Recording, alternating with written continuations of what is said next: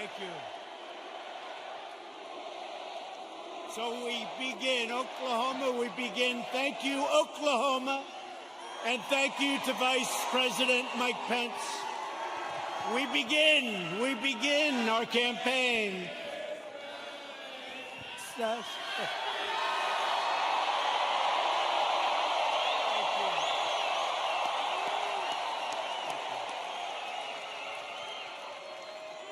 We begin our campaign, and I just want to thank all of you. You are warriors. I've been watching the fake news for weeks now, and everything is negative. Don't go, don't come, don't do anything. Today it was like, I've never seen anything like it. I've never seen anything like it. You are warriors. Thank you. We had some very bad people outside. They were doing bad things. But I really do. I appreciate it. We have just a tremendous group of people in Oklahoma. And I hear from your two great senators and your governor that we're doing very well in Oklahoma. That's the word. I stand before you today to declare the silent majority is stronger than ever before.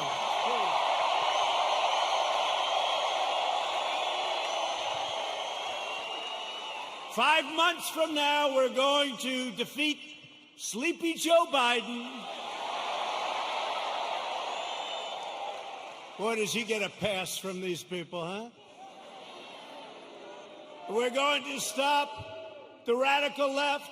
We're going to build a future of safety and opportunity for Americans of every race, color, religion, and creed.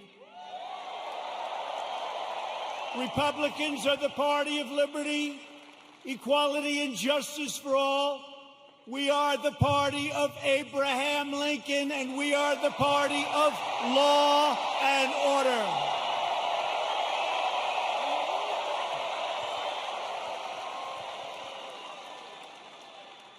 Think of what we've done. We will have close to 300 federal judges appointed and approved by the end of my first time. That's an all-time record.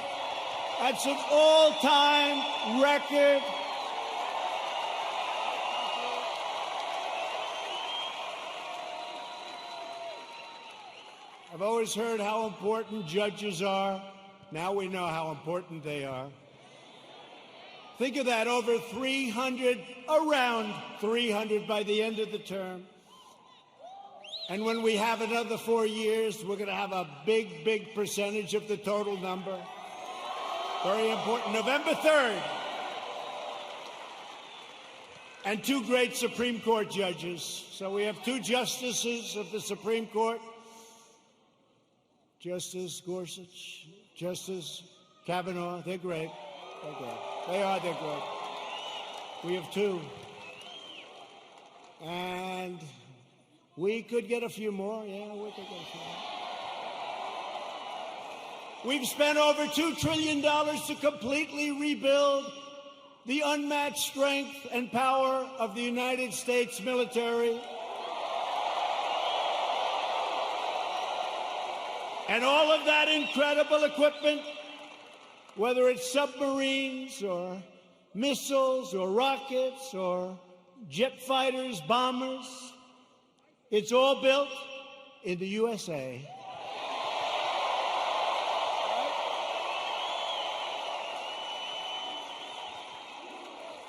We passed VA choice. Thank you very much, Jim. Where's my senator? Jim Inhofe. You better vote for him. He's running. He's great.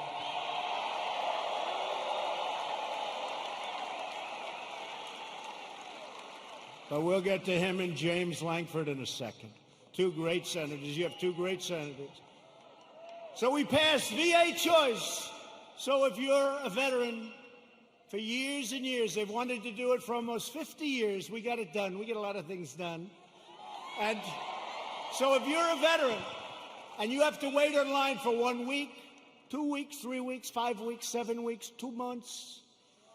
What happens is you go outside, you get a private doctor, you get fixed up, and they pay your bill. We take care of the bill. We take care of the bill, and you get immediate service. It's never happened before, and our approval rating at the VA is now 91%. That's how good it is. Never been anywhere near that number.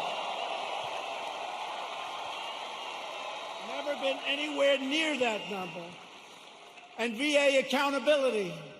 We had a lot of bad people in the VA, people that didn't love our vets, people that were sadistic, people that stole, a lot of bad people. You couldn't get rid of them because they were, let's say it could be unions, it could be civil service, right? Let's just say. And so you couldn't get it done. That was another one. For decades and decades, they wanted to get it changed. And I got it done with those people and your congressman, too. Your congressman, who I'm going to introduce. VA accountability, and now somebody treats our veterans badly. And we look at them, and what do we say? We say, you're fired. Get out, right? Get out. They got rid of a lot of bad people that were there for a long time, sort of like me in Washington, draining the swamp. I never knew it was so deep, but it's happening. It's happening. I never knew it was so deep. It's deep and thick and a lot of bad characters. Thank you. We're lowering the price of prescription drugs, making our allies pay their fair share. They get a big bargain on drug prices, and enacting fair trade deals that finally, after all these years, put America first. I've been saying it for a long time. We passed the largest tax cuts in the history of our country. The Democrats want to raise your taxes. Tell me about that. Tell me about that. I guess I'm old-fashioned. You know, all my life, I heard politicians want to lower taxes, not raise them. If you could lower them, you couldn't lose. The Democrats want to substantially raise your taxes. How do you figure that? How do you figure that? And regulation cuts, we passed more regulation cuts than any administration in the history of our country.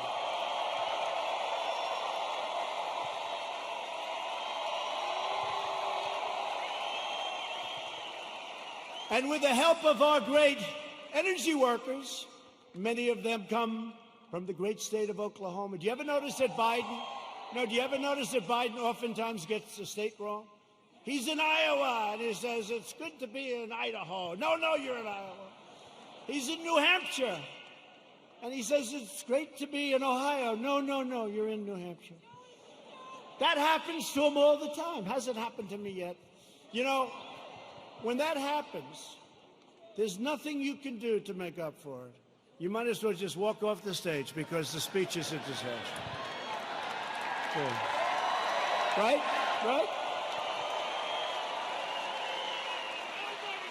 But we just turned the United States into the dominant energy superpower of the world,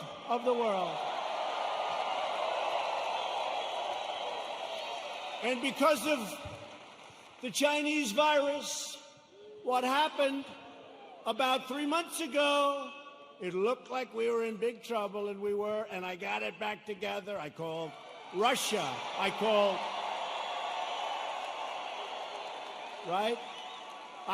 Russia. I called Saudi Arabia. And believe it or not, I called Mexico. Mexico was a little bit tough. That's called OPEC Plus. Did you ever hear of OPEC Plus? That's OPEC plus plus. And we got them to do the right thing, and we have our energy back to up almost $40 a barrel, meaning you have an energy business again. Almost $40 a barrel. A couple of months ago, it was 0, and we were going to lose 10 million energy jobs, 10 million jobs. So Texas and Oklahoma and North Dakota and many other states would have been hurt. Now, you think you're going to be hurt there? You try putting AOC in charge of your energy.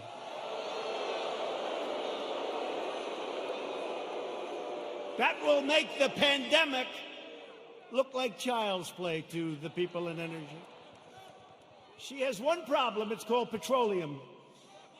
No president or administration has done more in the first 3.5 years than the Trump administration. Not even Trump.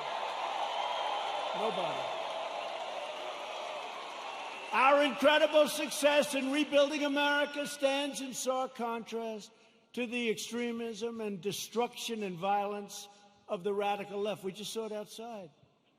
You just saw it outside. You saw these thugs that came along. These people call them protesters. Isn't it beautiful? It's so beautiful. No, they're so wonderful. They call them the Boston Tea Party. They're so wonderful. Yeah, they call them. You ever watch fake news CNN? You ever watch where they go?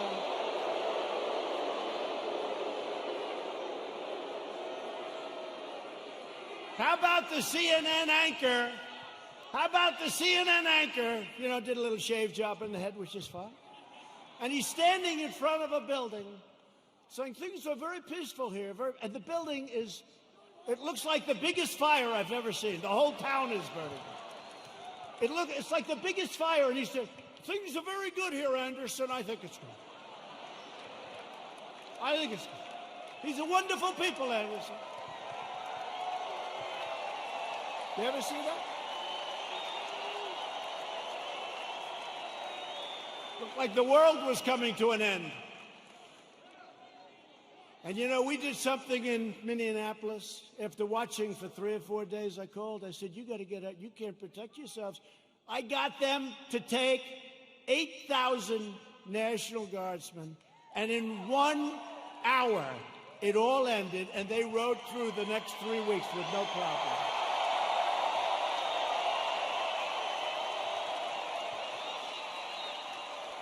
And we did the same thing in other cities. But how about Seattle? Isn't that good?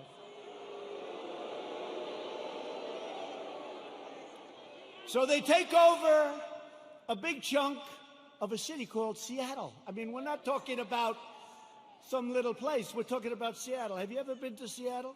They took over a big chunk, and the governor, who's radical left, all of these places I talk about are Democrat. You know that. Every one of them.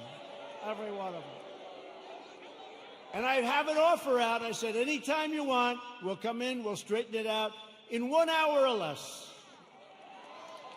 Now, I may be wrong, but it's probably better for us to just watch that disaster.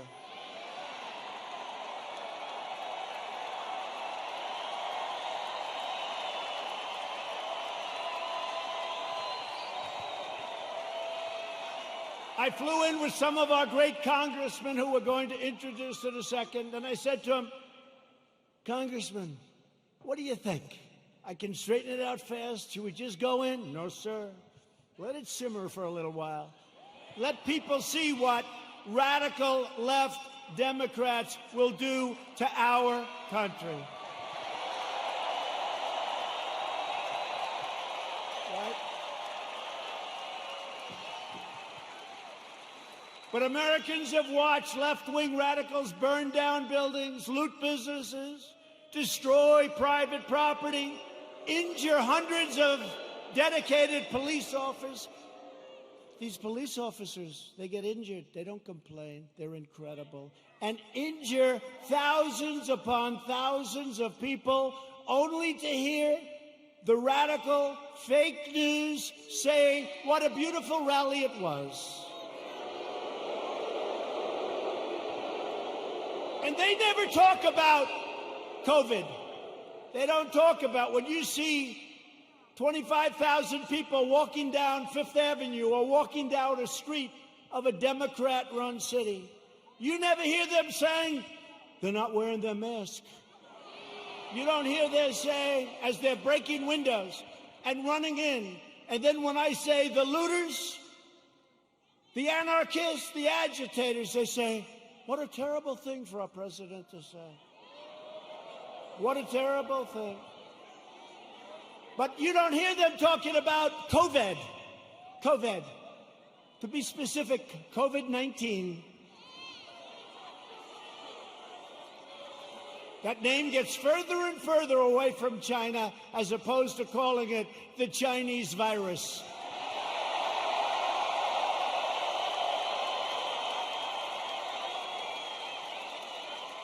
And despite the fact that I have done a phenomenal job with it, I shut down the United States to very heavily infected, but all people from China in late January, which is months earlier than other people would have done it, if they would have done it at all. I saved hundreds of thousands of lives. We don't ever get even a mention. Then I closed it down to Europe early. Closed it down because I saw what was happening. And by the way, most people said, don't do it. Don't do it. We saved hundreds of thousands of lives. And all we do is get hit on like we're terrible. And what we've done with the ventilators and with the medical equipment and with testing, testing is a double-edged sword. We've tested now 25 million people. It's probably 20 million people more than anybody else. Germany's done a lot. South Korea's done a lot. They call me, they say, the job you're doing, here's the bad part. When you do testing to that extent, you're going to find more people, you're going to find more cases. So I said to my people, slow the testing down, please. They test and they test. We got tests that people don't know what's going on. We got tests. We got another one over here. The young man's 10 years old. He's got the sniffles. He'll recover in about 15 minutes. That's a case. Add up to it. That's a case. That's a case.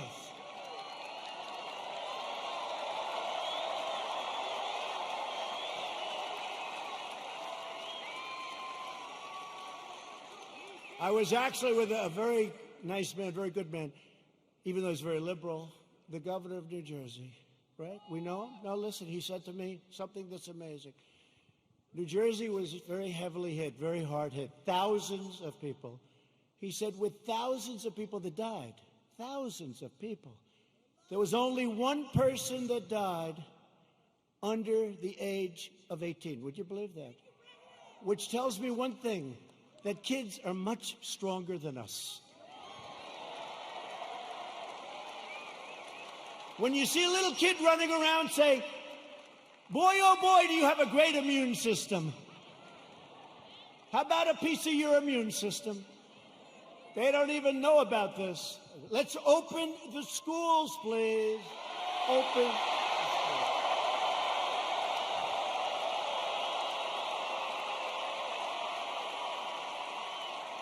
Open the schools.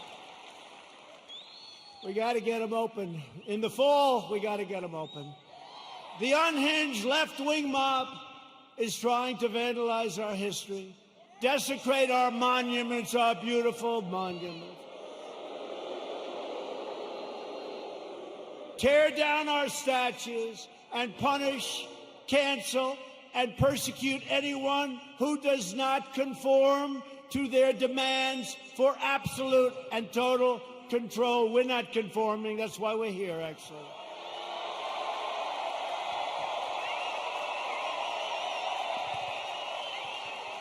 This cruel campaign of censorship and exclusion violates everything we hold dear as Americans.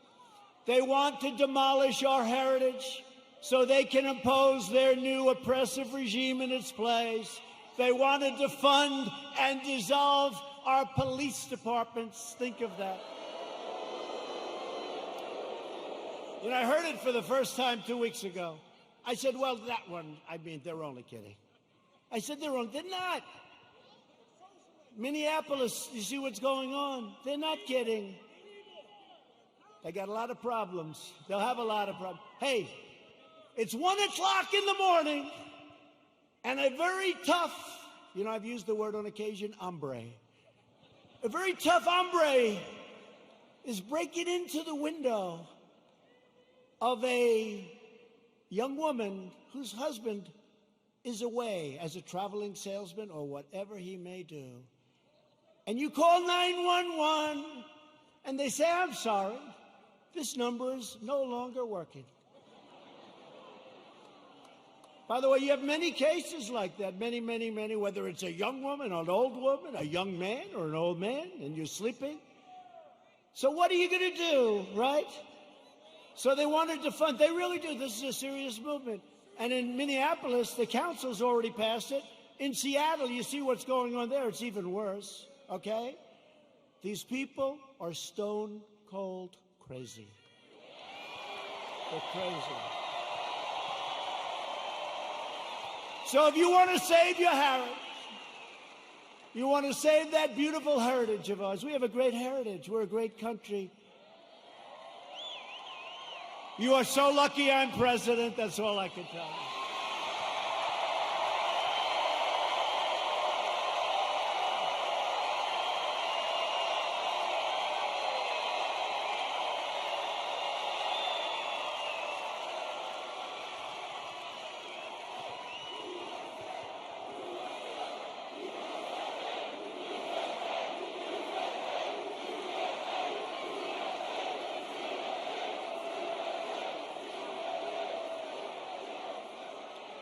People have come up to me and say, how do you take it?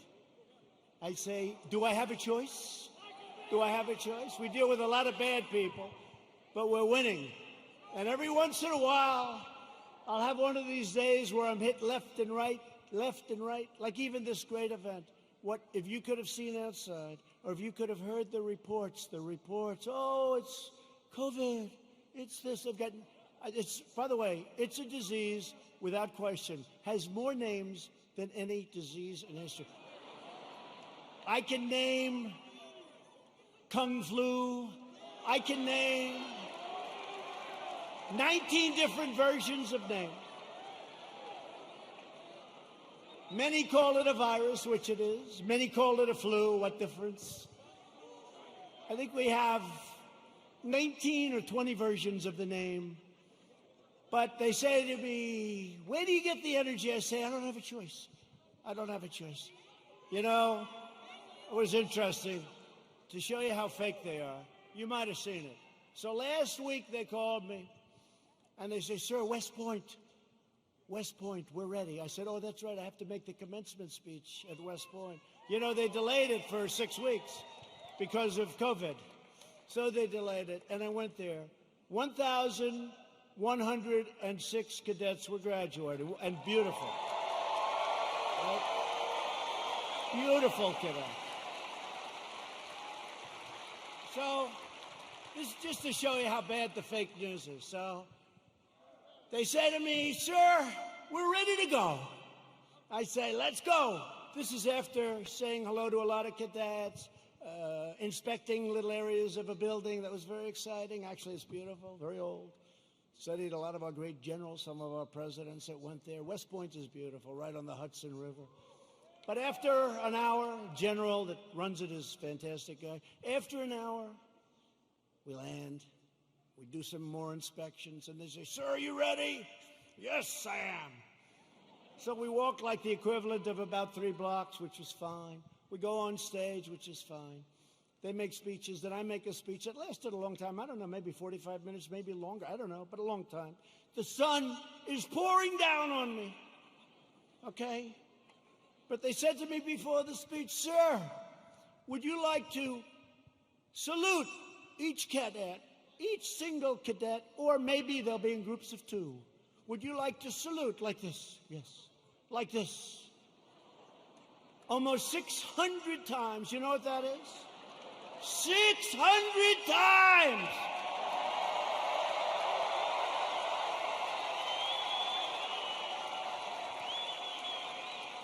Thank God they were in 2s. Because let me tell you, you do that 600 times, you go home and you say, it's like a workout without a weight, right? 600 times. So I did that. Then the incredible helicopters, brand new, gorgeous helicopters, the Apaches and the other new ones that we just bought. So they fly over. And the kids throw the hats in the air. It's beautiful, it really is. And it was a beautiful day. And we're all finished. I was on the stage for hours. Hours! Sun. I came home, I had a nice tan. Meaning I had a nice sunburn. No, the sun's going right like that. But I make the speech, right? I salute for probably an hour and a half, maybe more, but around that. Watch, if I'm off by 2 minutes, I'll say, he exaggerated. It was only an hour and 25 minutes. He exaggerated, he lied, he's a liar. These people are sick, the fake news.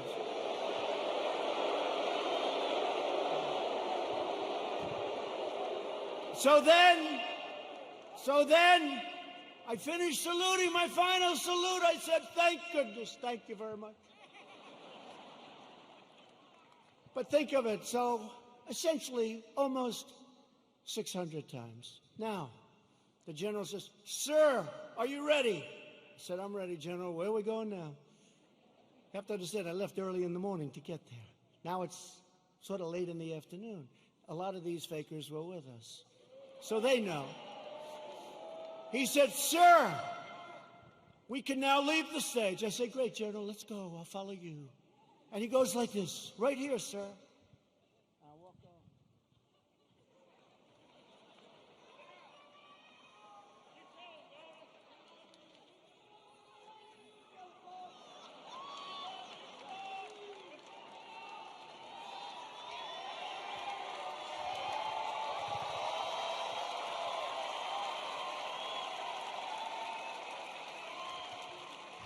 And the stage was higher than this one. And the ramp was probably 10 yards long. I say, General! Now you got to understand, I have the whole Corps of Cadets looking at me. And I want them to love their president. I did this big thing. I love them. I love them. They're incredible. And they do. I said, General, I've got myself a problem, General. Because I'm wearing leather bottom shoes, which is good if you're walking on flat surfaces. It's not good for ramps. And if I fall down, look at all those press back there. Look at that.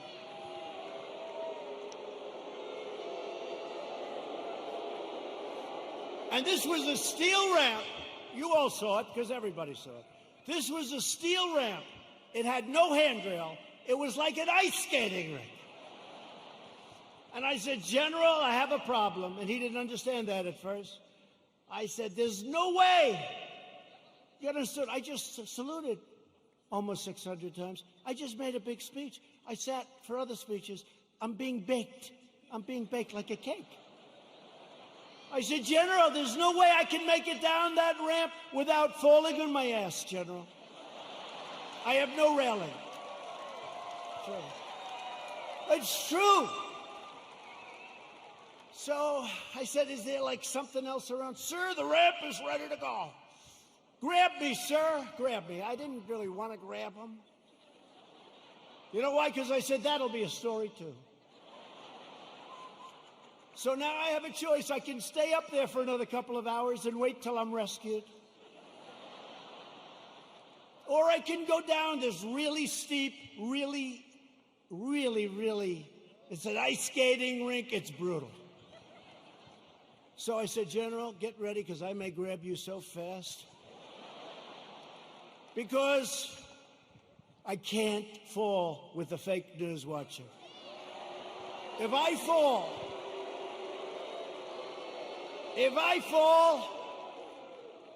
I remember when President Ford fell out of the plane, you remember?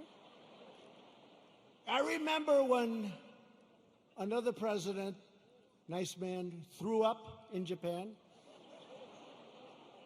And they did slow motion replays. True.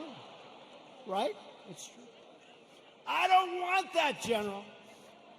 Now he's standing there, big strong guy, and he's got these shoes, but they're loaded with rubber on the bottom. Because the first thing I did, I looked at his shoes. Then I looked at mine. Very, very slippery. So I end up saying, okay, General, let's go. I will only grab you if I need you. That's not a good story. Falling would be a disaster. It turned out to be worse than anything. I would have been better off if I fell and slid down the damn ramp. Right? So what happens is I start the journey inch by inch, right? And I was really bent over, too. I didn't like that, I didn't like this picture. This picture, I'm sure, will be an ad by the fakers. So I was bent over, right? And I go like this.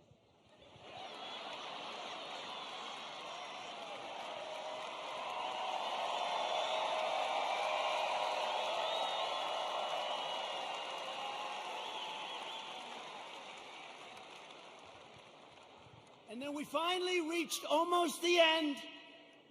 And the fake news, the most dishonest human beings, they cut it off. You know why?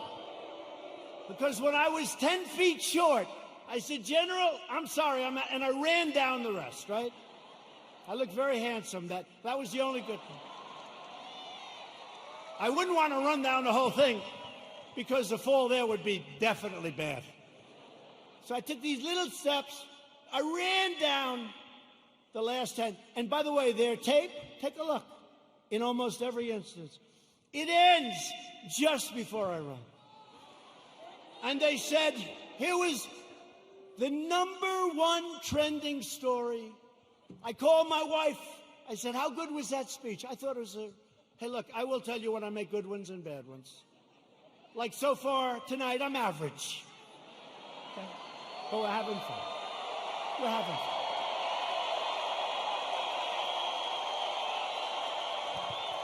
So far tonight. But I called my wife and I said, how good was it, darling? She said, you're trending #1. I said to our great First Lady, I said, let me ask you a question. Was it that good, the speech, that I'm trending #1? Because I felt it was really good. No, they don't even mention the speech. They mentioned the fact that you may have Parkinson's disease. It's true. It's true.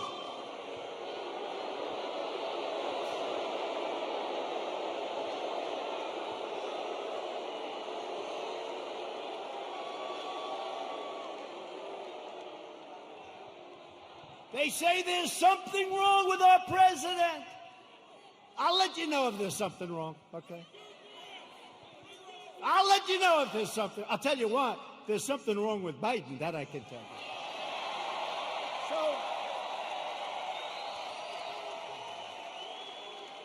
So then my wife said, well, it wasn't only the ramp. Did you have water?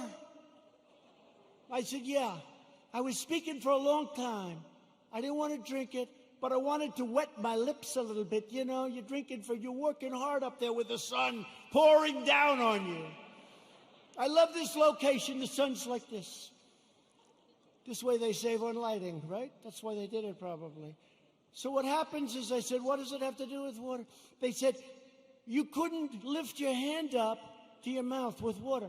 I said, I just saluted 600 times like this. And this was before I saluted. So what's the problem? She said, well, I know what you did. You had on a very good red tie. That's sort of expensive. It's silk because they look better. They have a better sheen to them. And I don't want to get water on the tie. And I don't want to drink much. So I lifted up the water. I see we have a little glass of water. Where the hell did this water come from? Where did it come from? And I looked down on my tie, because I've done it. I've taken water, and it spills down into your tie. It doesn't look good for a long time. And frankly, the tie is never the same. So I put it up to my lip, and then I say, because I don't want it to, just in case. And they gave me another disease. They gave me another disease.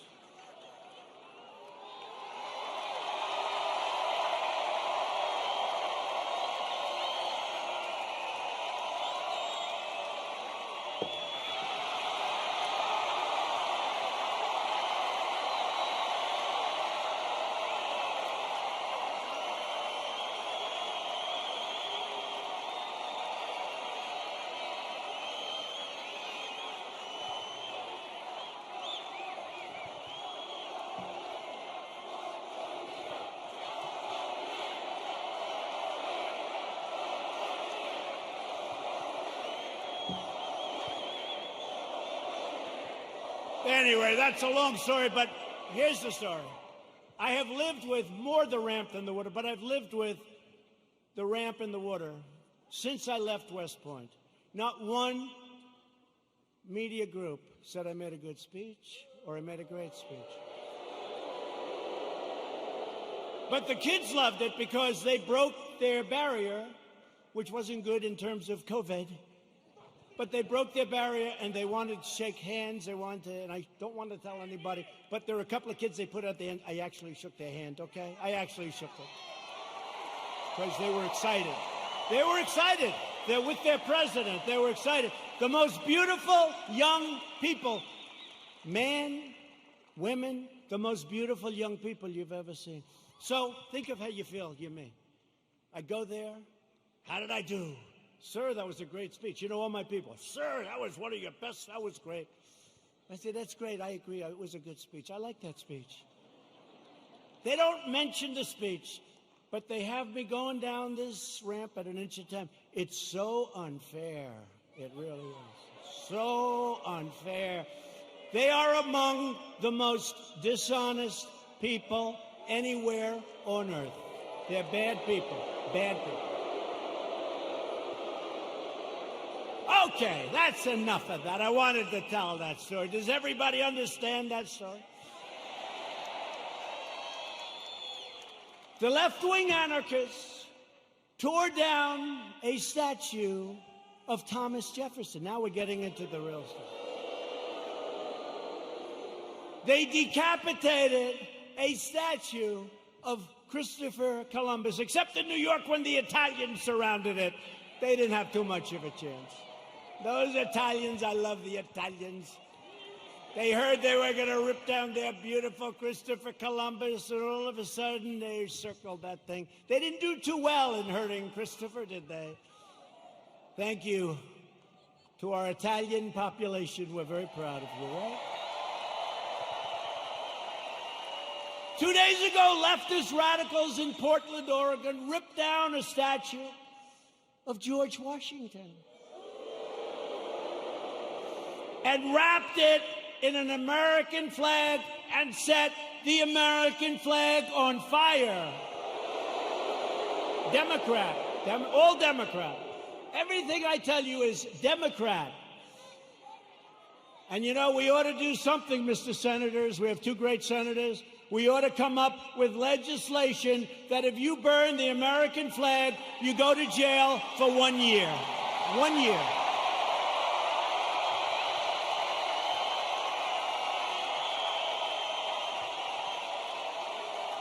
Jim and James, we ought to do it. You know, they talk about freedom of speech, and I'm a big believer in freedom of speech, but that's desecration. That's a terrible thing to do. We used to have things. We don't have them anymore because we want to be so open, so everything, and look what happens. We should have legislation that if somebody wants to burn the American flag and stomp on it, but just burn it, they go to jail for 1 year, okay?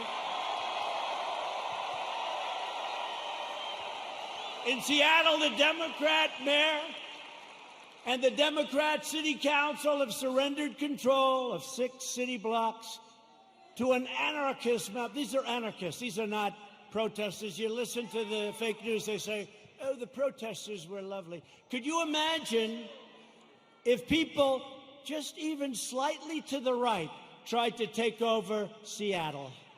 They'd have machine guns out to get them. But these people can take over the city. Look at what they've done to business people that have spent years and years building their business, and now they're wiped out. Take it away. Governor Inslee ought to get his act together, get in there. I'll help you. I'll do whatever you want. I'm waiting for a call. I would love to do it. I would love to do it. It'll take less than an hour, and it'll all be over with, and you'll have your city back.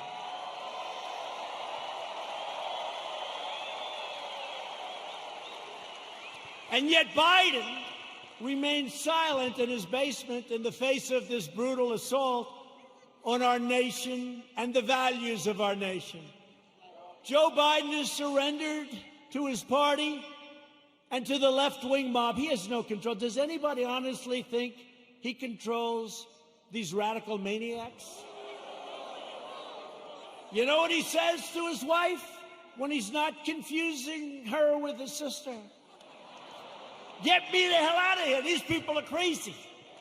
That's what he says. He has absolutely no control. You know, a lot of times I'll make like a speech, and I'll have this beautiful paragraph come out criticizing every little aspect of the speech. Beautiful, brilliant. But Joe didn't. And it'll say, a comment from Joe Biden. But he didn't say it. Professional people, great students in English lit, people that are very smart say it. Joe Biden said, and they'll go into this highly complex paragraph, beautifully worded, and I say, Joe didn't say that. Joe doesn't even understand it.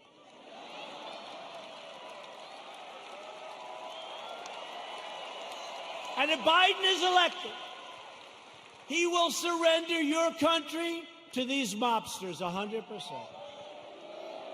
Your 401ks, by the way, look at how we're doing in the stock market. Just set another record with NASDAQ. Your 401ks and money itself will be worthless. Your 401ks are doing very well, unless, I don't want to say, if you were stupid, I said, don't sell, don't sell. It went down, but we got it back up. And now NASDAQ, think of it, NASDAQ just set a record, and I think you're going to see a lot of records. And next year, if we don't do anything stupid on November 3rd, you are going to have the greatest economic year we've ever had. That'll be next year. If the Democrats gain power, then the rioters will be in charge, and no one will be safe, and no one will have control. Joe Biden is not the leader of his party. Joe Biden is a helpless puppet of the radical left. And he's not radical left. I don't think he knows what he is anymore. But he was never radical left. But he's controlled by the radical left, and now he's really controlled. His campaign staff even donated a lot of money to bail out rioters, looters, and arsonists who ravaged Minneapolis. They bailed them out. They put up a lot of money to bail them out, the rioters, the looters. And they were the arsonists. So they'll say, oh, it's terrible what he says about the people of our nation. Maybe some of them aren't even from our nation. The left is trying to do everything they can to stop us. Every hour of every day, including even violence and mayhem, they'll do anything they can to stop us. Look what happened tonight. Look at what happened tonight. Law enforcement said, sir, they can't be outside. It's too dangerous. We had a bunch of maniacs come and sort of attack our city. The mayor and the governor did a great job. But they were very violent people.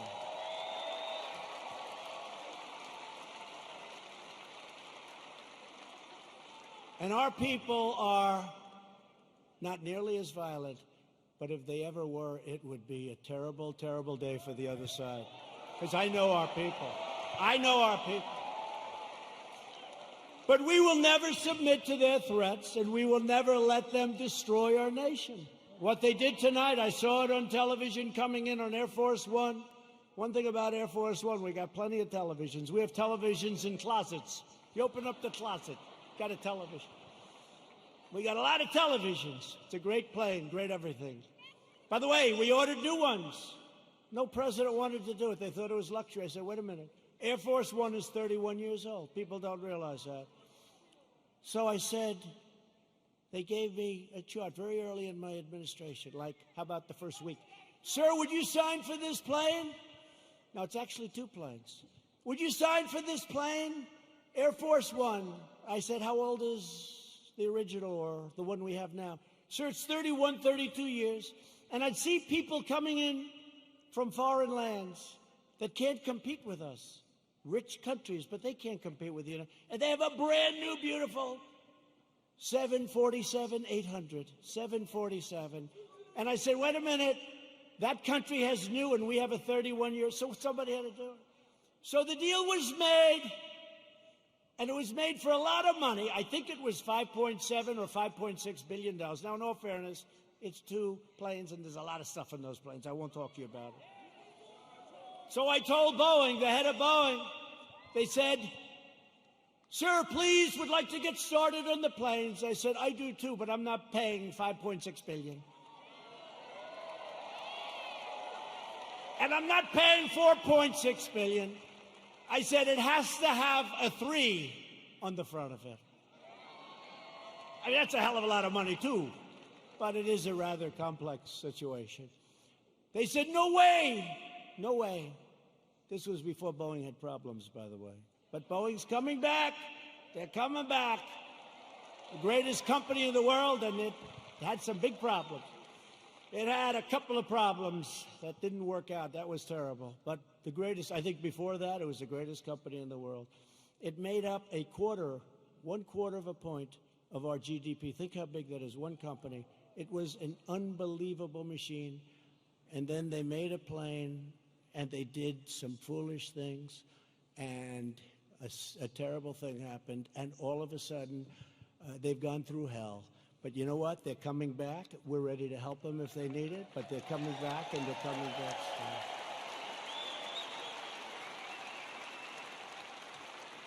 But this was the Boeing before that, and they were riding high, and like I was before this thing came in.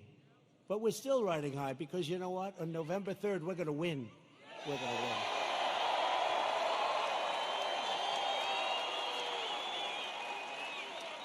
So they came in, and they said, no, we want, no, we 5.6 billion, whatever it was. If I'm a little bit off, they'll go crazy, you know. Whatever. But it was a lot. 5.6 billion. Nope, got to have a 3. Got to have a 3. Call me up. Nope, cancel the contract. I said, cancel the contract. I want to cancel. I said, General, can you cancel the contract? He said, yes, sir. I'm very proud of it. Oh, good. Cancel it. Okay, sir. By the way, to cancel it, do you have to pay anything? Yes, sir. We have a cancellation fee, sir. How much is it, General? $250 million, sir.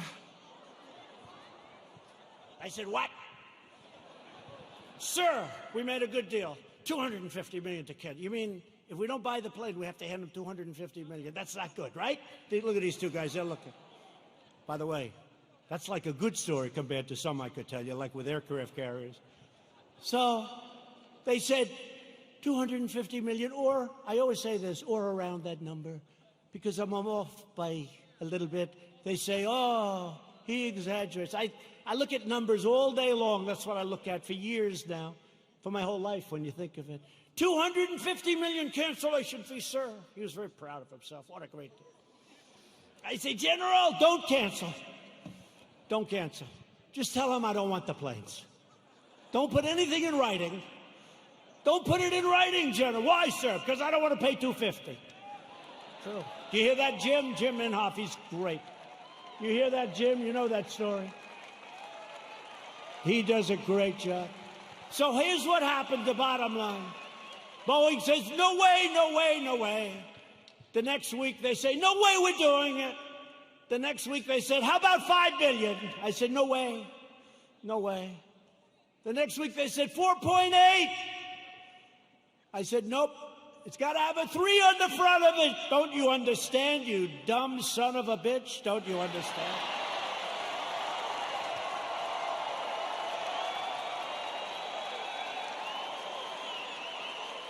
I turned out to be right, you know. Turned out to be right. Nobody gets that? No, got to have a 3. Next day, they come back. 4.5 is our best offer. Nope, I'm not doing it. I'm not doing it. Come back when you're ready. A month goes by, another month, they never heard about it. They never heard from me. They thought I was serious. I was. And they came back at $4 billion. That's a lot of money. But I saved like $1.6 billion or $1.7 billion. Nobody wants to talk about it. Nobody wants to talk about it. When I get foreign nations to pay us billions and billions of dollars.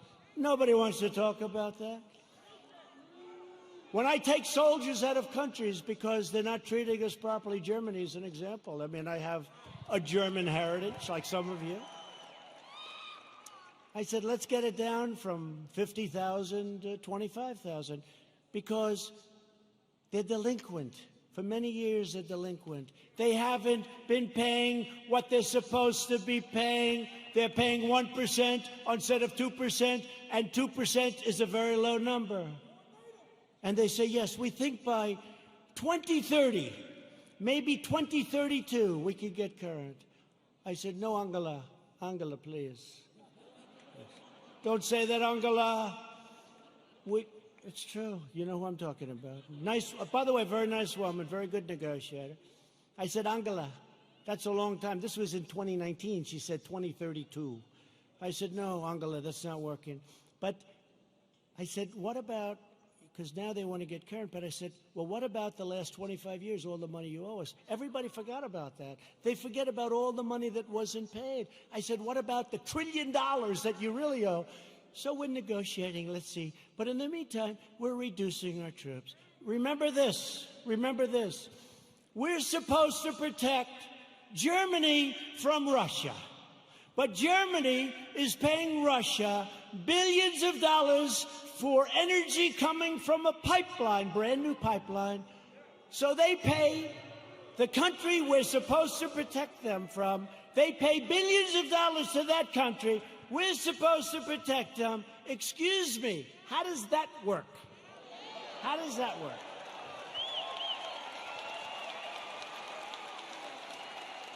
And the great thing is with Jim Inhofe and with James Langford, likewise, when they just said they love you, James. When they hear it, they get it.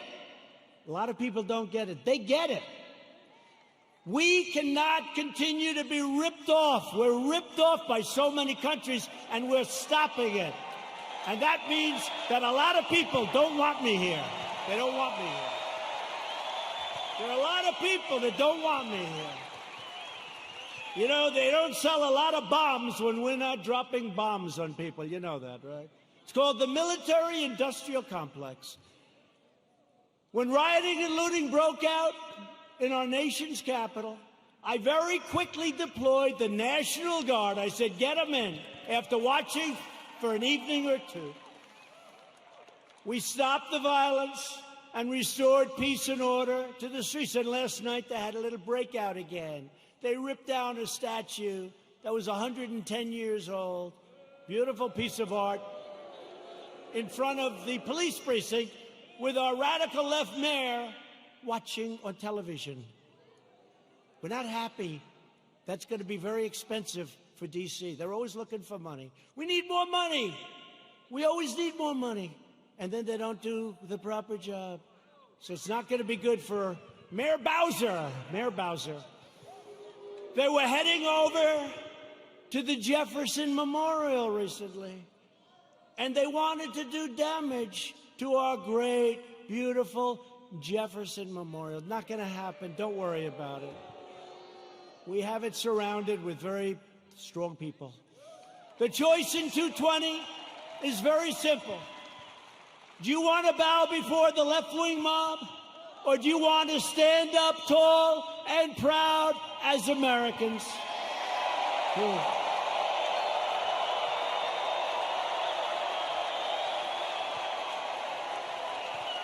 And explain this to the NFL. I like the NFL. I like Roger Goodell, but I didn't like what he said a week ago. I said, where did that come from in the middle of the summer? Nobody's even asking. We will never kneel to our national anthem or our great American flag. We will stand proud and we will stand tall.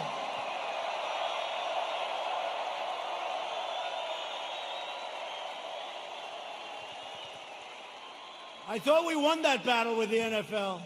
Their stadiums were emptying out. Did you see those stadiums? It took them a long time to get you back.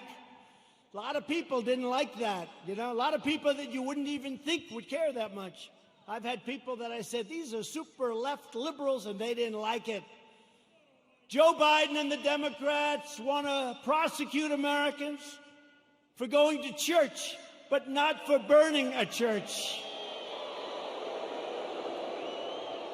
They believe you can riot, vandalize, and destroy, but you cannot attend a peaceful pro-America rally. They want to punish your thought, but not their violent crimes. They want to abolish bail, abolish and open up your borders. They want open borders, let everyone, and by the way, we're doing so well. We have a record this month on the borders. Nobody's coming in. Very few people. And they want to abolish ICE, our great people from ICE who send the roughest, toughest, meanest people that you've ever seen or ever heard.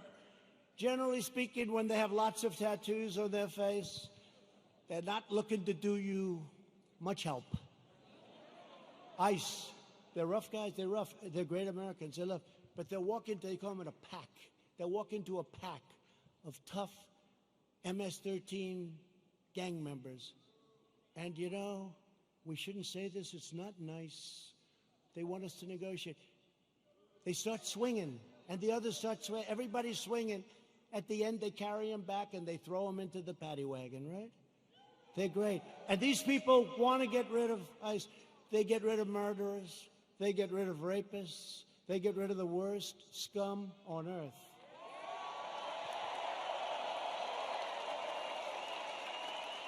And when I called them animals, I said they're animals. And Nancy Pelosi, they cut up a young woman. They cut up a young woman. And her friend cut him up with a knife because it was more painful, dead. Cut him up with a knife because it's more painful, takes longer than shooting a gun. They cut him up. I said, these are animals. And Nancy Pelosi said, these are human beings, they're not animals.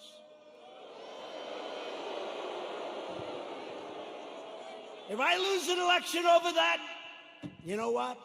This country's in big trouble. Big trouble. They want to disarm law-abiding citizens and dismantle our police forces while freeing vicious MS-13 gang members. In Joe Biden's America, rioters, looters, and criminal aliens have more rights than law-abiding citizens, and that's true. In my administration, we defend American citizens, and we deport MS-13 members. Or put them in jail if we have to.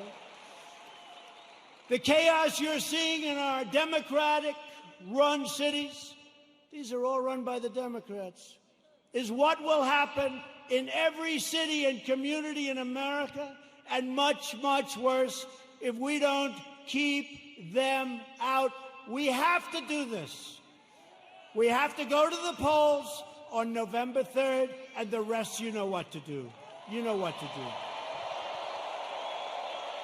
Got to keep the White House. Joe Biden's record can be summed up as 4 decades of betrayal, calamity, and failure. He never did anything. He was a senator. He was a vice president. He was, before that, something. Guy, you know what's great? President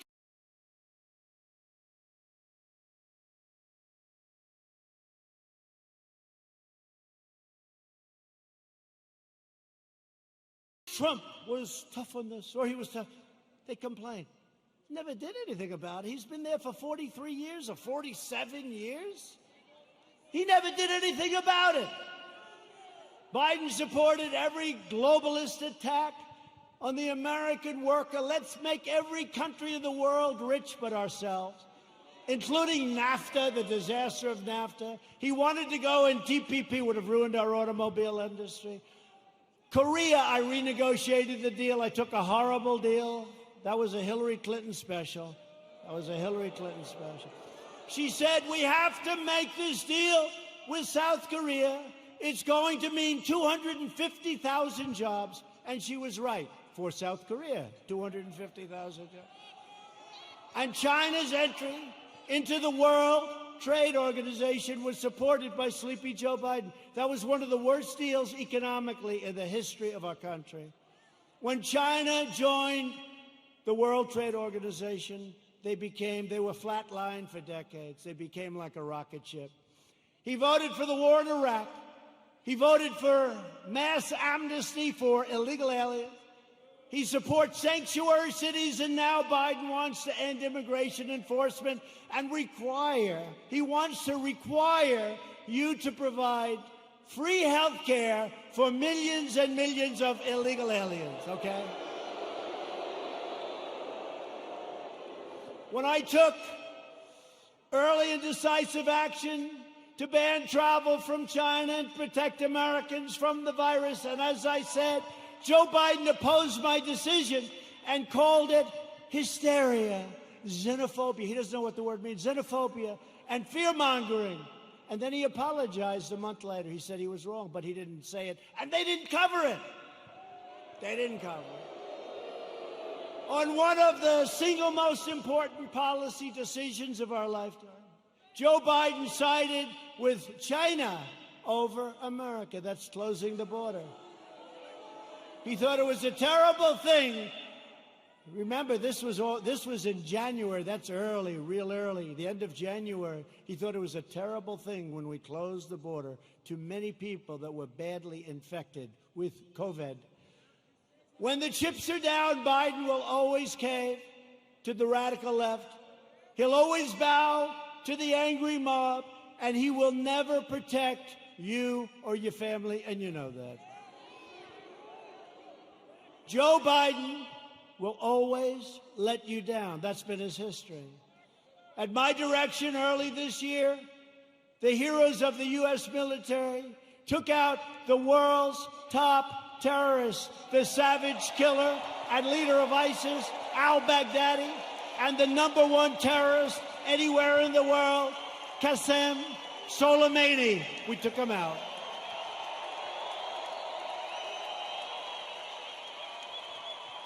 Joe Biden opposed killing Soleimani.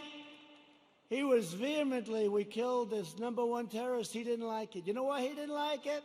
Because he thought it would be good politically. That didn't work out too well. Just as he opposed the raid that killed Osama bin Laden. He opposed it. You know that. Biden is always on the wrong side of history, as said by people that are with him and worked with him. He never made a correct foreign policy decision. Biden is a puppet for China. Son walked out with $1.5 billion. I think it's a little bit.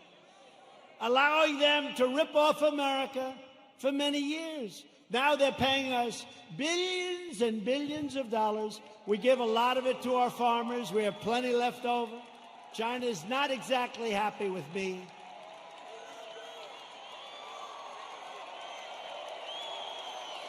Billions. They pay us billions and billions of dollars, and they targeted our great farmers. And I took the money that they targeted. I took that money, and I gave it to the farmers, so they were even. So they're okay. Are you okay? Come. Doctor, please. Doctor. Thank you. These people, I mean, some of the people are waiting for 5 days, especially in this location, right? You take your time, darling. Take your time. Thank you very much. Take your time. Doctor, thank you, doctor.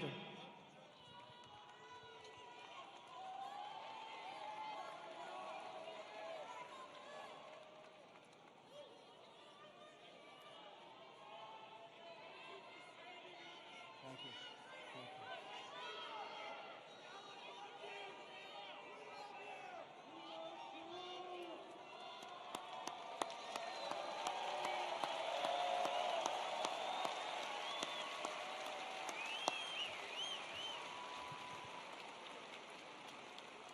Now, some people wait for 4 or 5 days. It's incredible.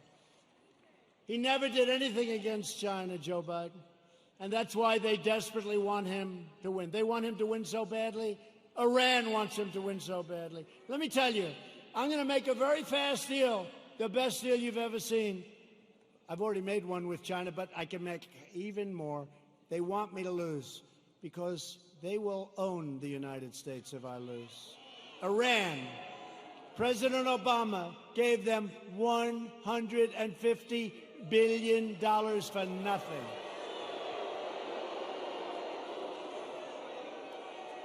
And almost more incredibly, he gave them $1.8 billion in green cash, beautiful cash. And now they're not doing so well, are they? They're not doing so well. Someday we're going to get credit for this, someday. But they are waiting. Iran wants to make a deal so badly. But they're told by Kerry and all these other, they shouldn't, the Logan Act. But they're told by Kerry and all these people, wait, because if Trump loses, you'll own America. You're going to own it. They'll say you own it. So I don't mind. I told them, we can wait. But when I win, you're going to pay a much higher price than if you made a deal. Now, it's true. True. Told them that. I told them that. And look what happened to Biden in Ukraine, where his sons paid $83,000 a month and he was jobless. Give me a break. $83,000 a month, more than anybody. If Joe Biden were to become president, an emboldened left will launch a full-scale assault on American life. You know that. They'll expel anyone who disagrees with them. Look what happens when you disagree. You use a term that's perfect and they're not happy with it. They call you a racist. They call you a horrible person. They want to crush religious liberty. They don't want religion. Silence religious believers. Indoctrinate your children with hateful and vicious lies about our country. Subsidize late-term abortion and after-birth execution. They want to take away your guns through the repeal of your Second Amendment, as sure as you're sitting there. In fact, he even put the big gun grabber, Beto O'Rourke, who made a fool out of himself when he ran for president, they put him in charge of guns. Lots of luck on your Second Amendment. Just remember I said it. Hopefully you won't have to think back about it too much, because it won't matter. Hopefully it won't matter. No, Beto O'Rourke, who wants to give up guns, is in charge of the Second Amendment. The Dems will also eliminate private health insurance, ban fracking, that's not good, and American energy will be in a position of weakness like it's never been before, and that's after we built the greatest energy country anywhere in the world by far.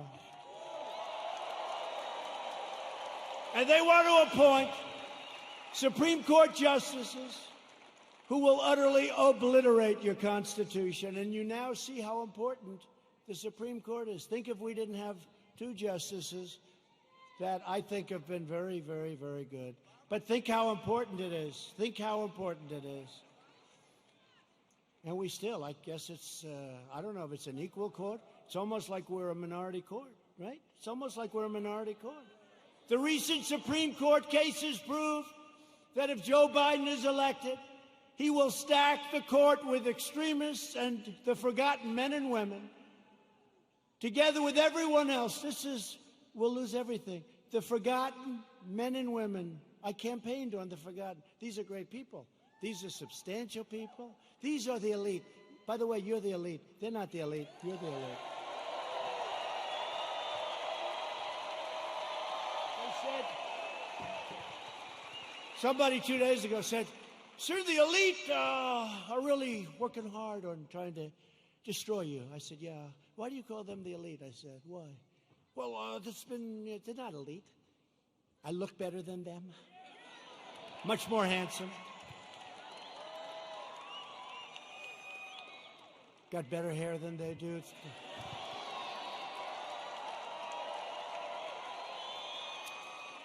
I got nicer properties. I got nicer houses. I got nicer apartments. I got nicer everything. I ran for politics once, just once in my life, and I became president of the United States. Once.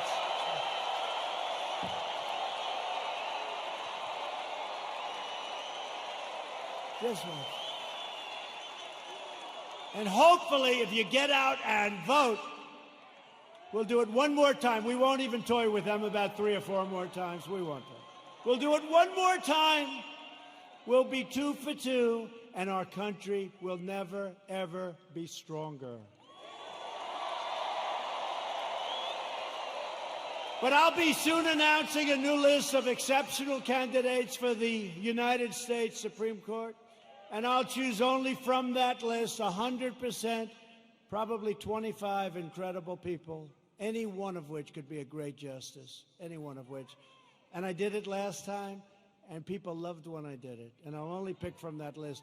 Biden can't release his list because the names would be too extreme, too radical. They wouldn't be acceptable, but they will be very radical people. People don't understand, but we actually won on DACA yesterday. We actually won because they basically said, you won, but you have to come back and redo it. It's almost like, gee, come on back. Your paperwork was no good. But we're going to be refiling, but don't let it get you. Everything's going to work out really good. Everything's going to work out good. It was great. I mean, it would have been nice if we won it. Everybody said, oh, you're going to win DACA. You're going to win DACA. That's easy. You got to win DACA. That's easy. They all said it.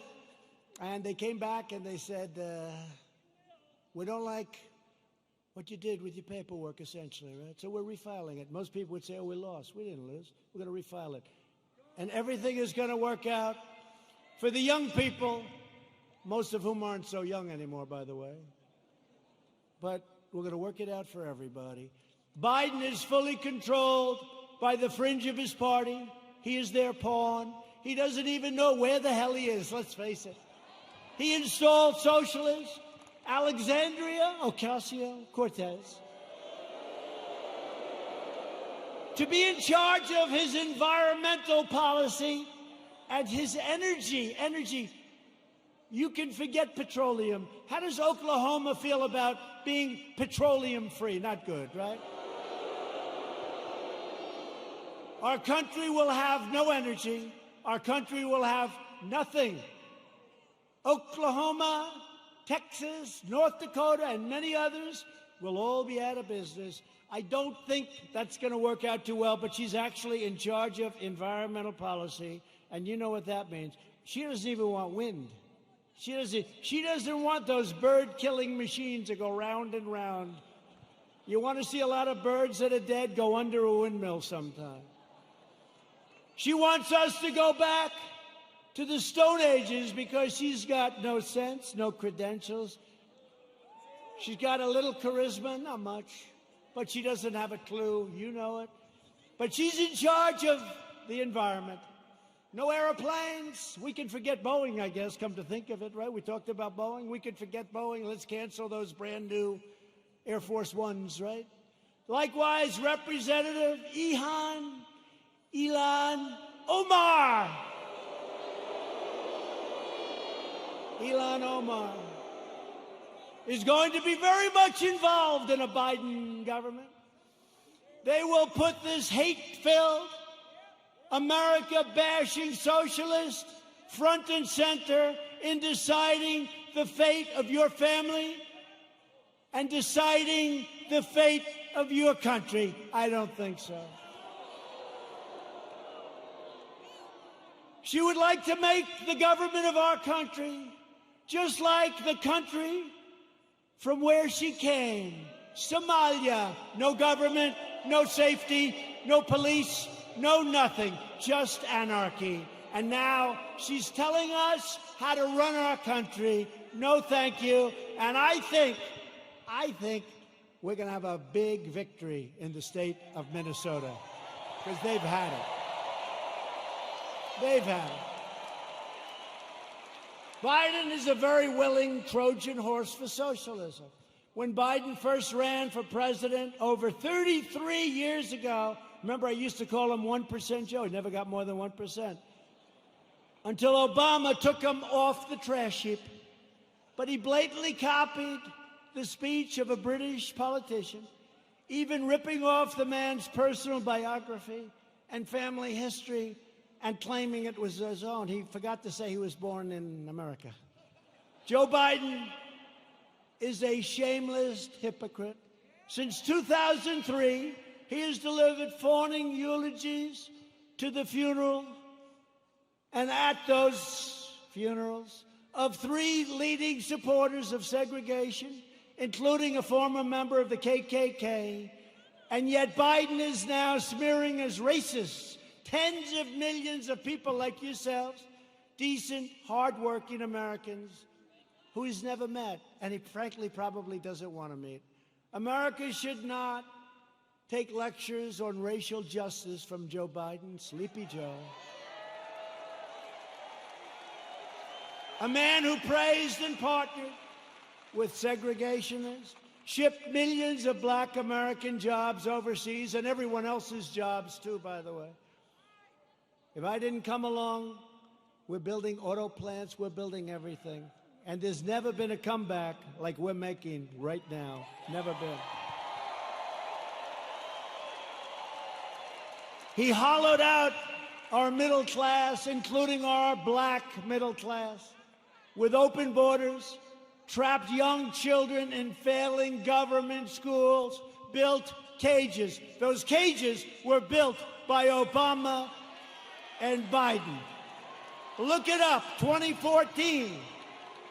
And the fake news doesn't want to. Remember the picture of a cage for children. Remember the picture of the cage?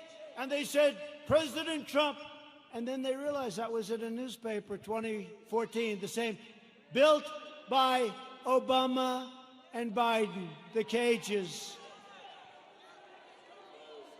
And they don't want to report the way it is. They know the way it is. They're not stupid. They sent young boys to fight in Iraq while the inner cities crumbled, helped the big banks while hammering community leaders, and made our cities less safe and secure for all. They've done a terrible job, and they shouldn't be awarded. They should not get rewarded with an election victory on November 3rd. That shouldn't happen. It'll destroy this country. Our country will be destroyed. We've all worked too hard. They don't know what the hell they're doing. Some do, actually, but in a very sinister way. Virtually every policy that has hurt black Americans for half a century, Joe Biden has supported or enacted. I've done more for the black community in 4 years than Joe Biden has done in 47 years.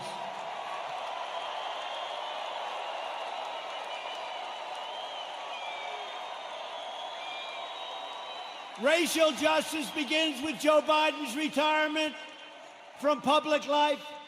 We are joined tonight by many outstanding Republican leaders. These are great people. We have 2 of our most distinguished, hardworking, wonderful friends, senators.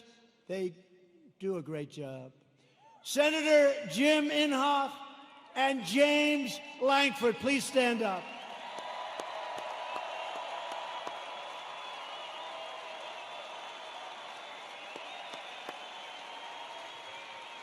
Two very respected, I will tell you, 2 very respected people in Washington. They're respected by everybody. They do some job, and I'd have you come up, but you can relax. I will say this. Jim is running on November 3rd. Jim Inhofe. He's running on November 3rd. I don't even know. Does he, hey, James, does he have any competition? Is somebody actually running against? There's no competition that he's got. I know he's got James's support. He's got my support. I give him 100% endorsement. Jim Inhofe. I give it to James, too, but he's not running this time.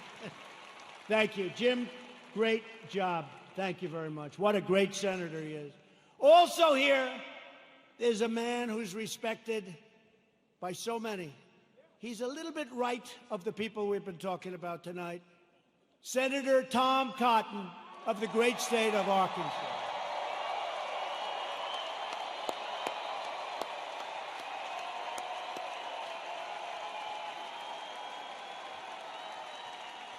Thank you, Tom. They like you people. Thank you, Tom. Great job you're doing. We're glad to be joined as well by a man that I've gotten to know. He's done an incredible job with COVID and with everything else he touches. Governor Kevin Stitt.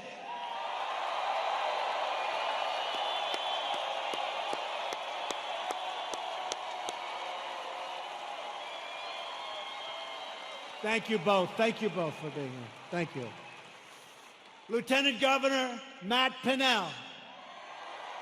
Thanks, Matt. Thanks, Matt. And Representatives Frank Lucas, Tom Cole, he's been here for a little while. He's done an incredible job.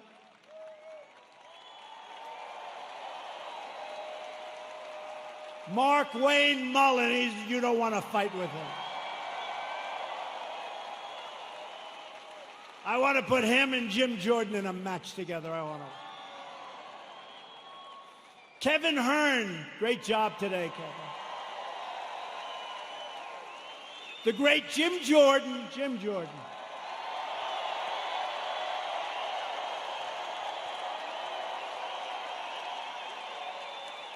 Elise Stefanak.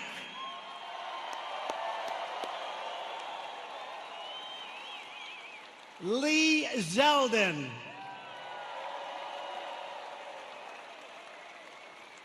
Tom Emmer. Tom, thank you. These are warriors, folks. These are great warriors. During the fake impeachment trial, I'll tell you what, there was nobody that could have done the job they've done. That includes the Senate and the House. These people are incredible. David Kutzoff. David.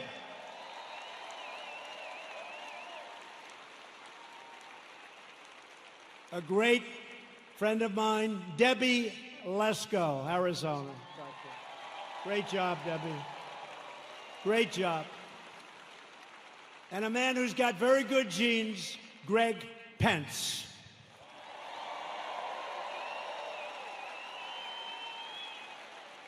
Thank you all. Great job. They're great people. They are. They're warriors. I'll tell you what. Not every person is, but this group is, and we have a lot of them in Washington. And we'll send Jim Inhofe back, and we'll send all of them. You'll send every one of them. They have to come back because they have been fighting for us, and they've been fighting for you, and they are just incredible, talented, tough, strong people that love your state a lot. So thank you very much. So we built the greatest single economy in the world. And then we say, not only the world, but actually in the history of the world, and they never even challenged me, so I guess I'm right. We did it. We had the best numbers anybody's ever had. We had the best employment numbers. African American, Hispanic American, Asian American. The best employment numbers in history. The best stock market numbers in history.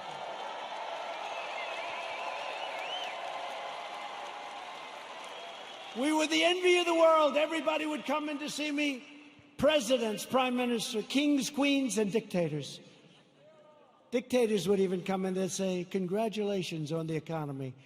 And then the plague came in, and now what we're doing is we're doing it again, and it's going fast. We have to have a lot of it done because people don't quite get it. We're doing record business. It's happening at a level and a speed that nobody can believe. 2 weeks ago, job numbers came in. The single biggest number in the history of our country. Last week, retail sales numbers came in. Retail sales, the single greatest number in the history of our country. So here's what's going to happen. Here's what's going to happen. They blame a president for anything. When you see looters, even though we put them down, if we didn't stop them, nobody would, because the other side will never stop them. But they always blame a president. Here's what's happening. We're going up, we're going up, we're going up, we're going to go up. Then we're going to hit October. We're going to be up. We're going to be way up. We're not going to be where we were, but in many ways, other than all of the horrible, horrible death that was so needlessly caused by a virus that should have been stopped where it originated, which was China.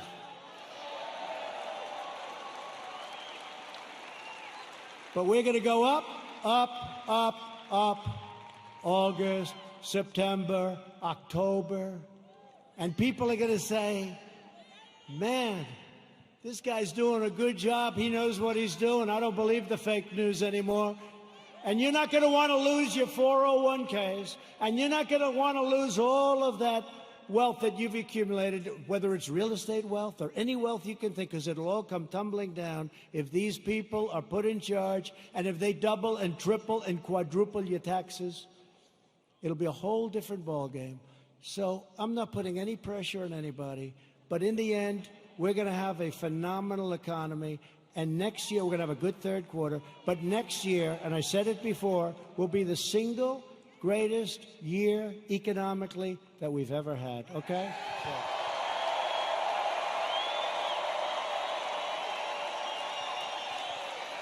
And if you see that happening, if you see it happening on November 3rd, you don't have the guts to vote against Trump. Even you don't have the guts to vote against Trump. Say, wait a minute, darling, my 401k is higher than it was the last time. I don't think I want to take a chance. You're not going to want to do that. The stock market has been the best. Think of this. Go back 1 week and go back 50 days. In that 50-day period, it's the strongest 50 days in the history of the stock market. Think of it.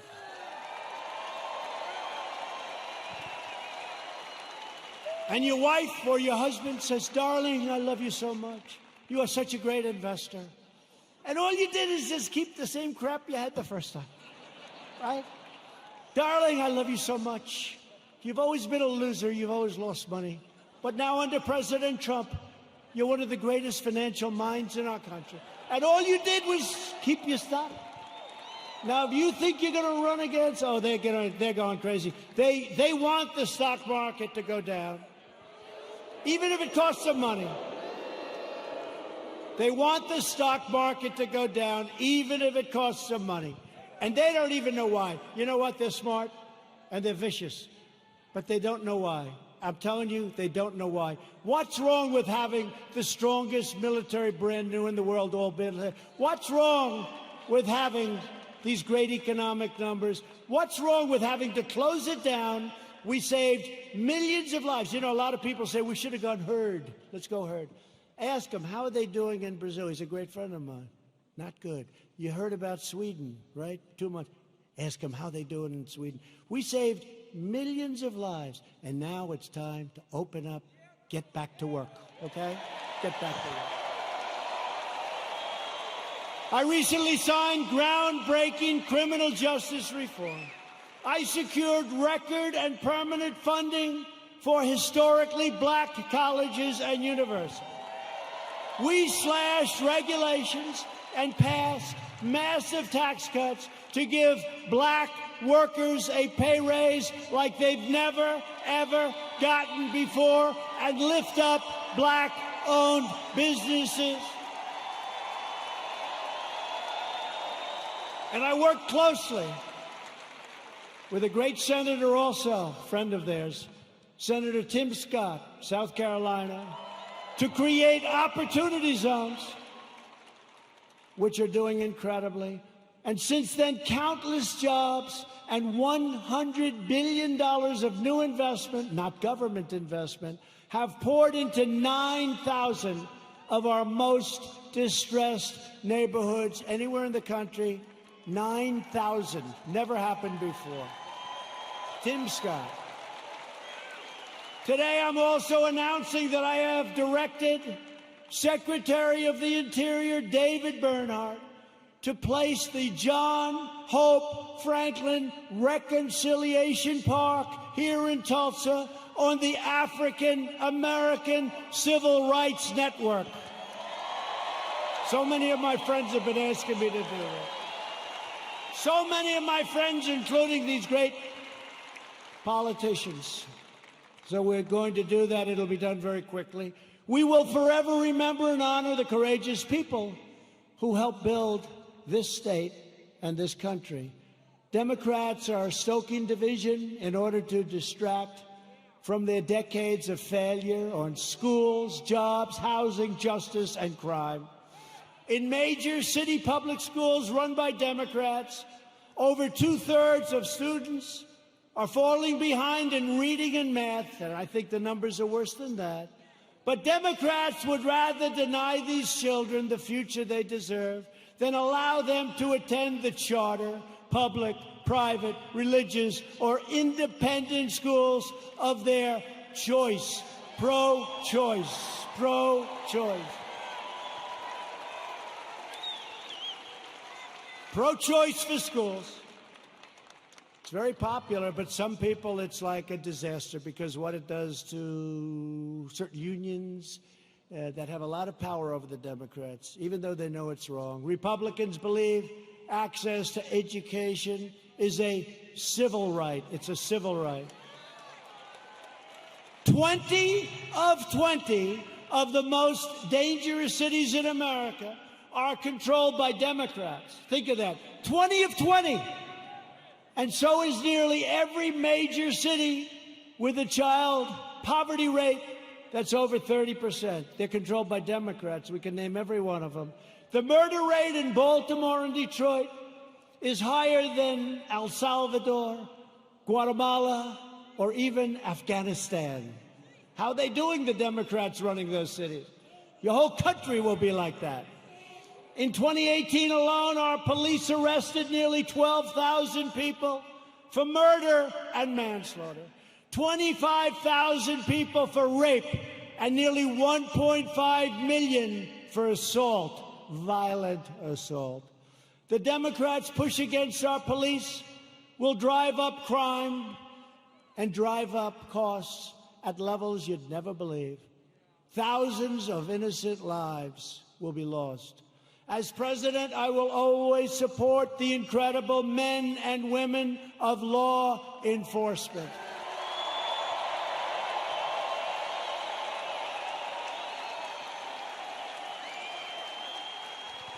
A vote for Republicans is a vote for better schools, better jobs, safer families, and stronger communities for all Americans. There is a limit to what we can together achieve with 4 more years.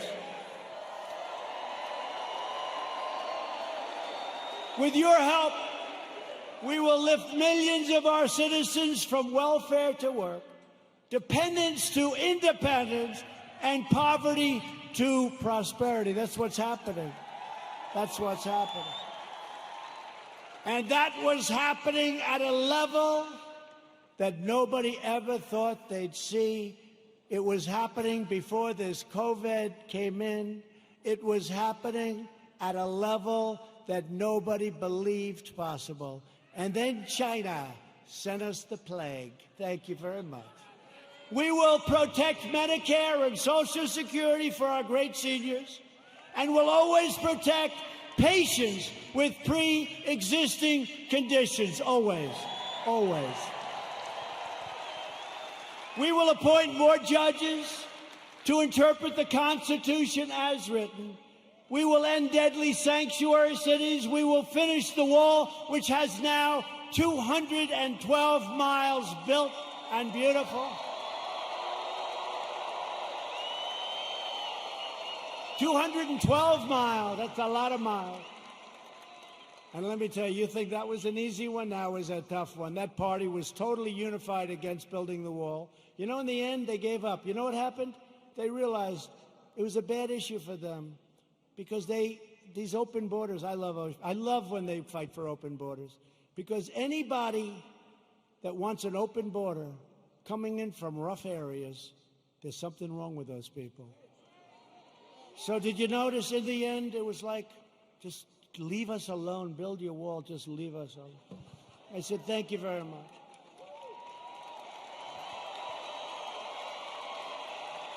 And we will elect a Republican Congress to create a fair, safe, sane, and lawful system of immigration that puts American workers first. We will revitalize our cities, and we will build gleaming new roads bridges, tunnels, and airports all across our land. We will enact new trade deals that result in more products proudly stamped with that beautiful phrase, made in the USA. It's so beautiful, so beautiful. Made in the USA. That's happening too. We have so many plants coming into Michigan and so many other states. We have car plants coming in. Would have never come if I wasn't president. Would have never come. We will become the world's premier pharmacy, drugstore, and medical manufacturer. That's already started. We're bringing it back. We will keep America out of foolish, stupid, ridiculous foreign wars. We will never hesitate to kill America's terrorist enemies.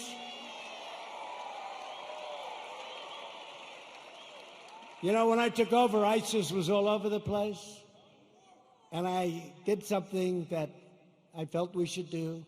And we have now obliterated, we have now captured 100% of the ISIS caliphate. 100.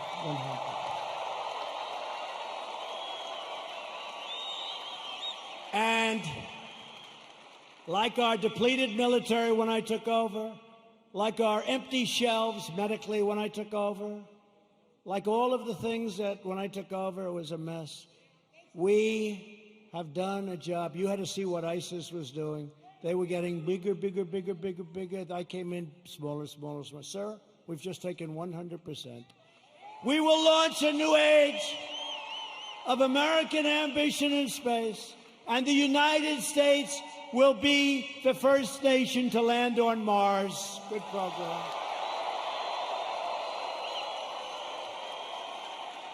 You saw the beautiful rocket 3 weeks ago go up. Beautiful. We will defend privacy, free thought, free speech, religious liberty, and the right to keep and bear arms.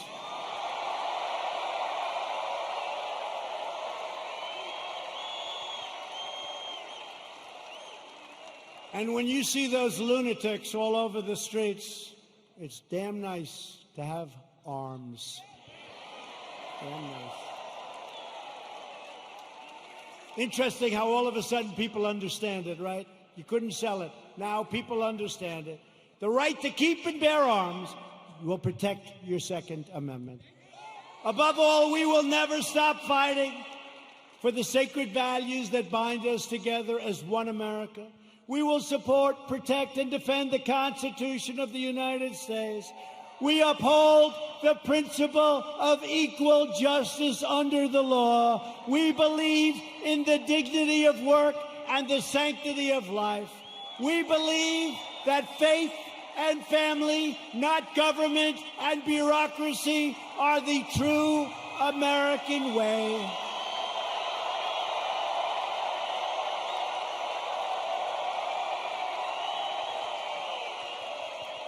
We believe that children should be taught to love our country, honor our history, and always salute our great American flag.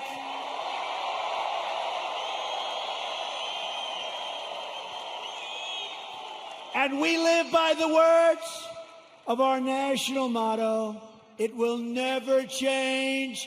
In God we trust. We stand on the shoulders of American heroes who crossed the oceans, blazed the trails, settled the continent, tamed the wilderness, dug out the Panama Canal, laid down the railroads, revolutionized industries, won 2 world wars, defeated fascism and communism, and made America the single greatest nation in the history of the world, and we are making it greater and greater every single day.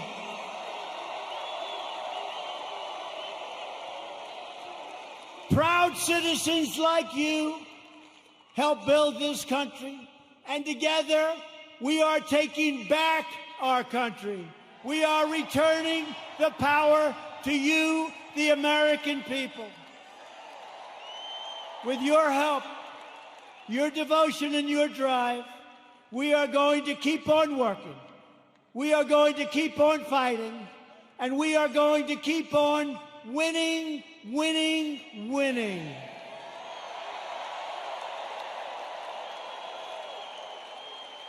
We are one movement, one people, one family, and one glorious nation under God. America will soon be thriving like never before because, ladies and gentlemen of Oklahoma, the best is yet to come.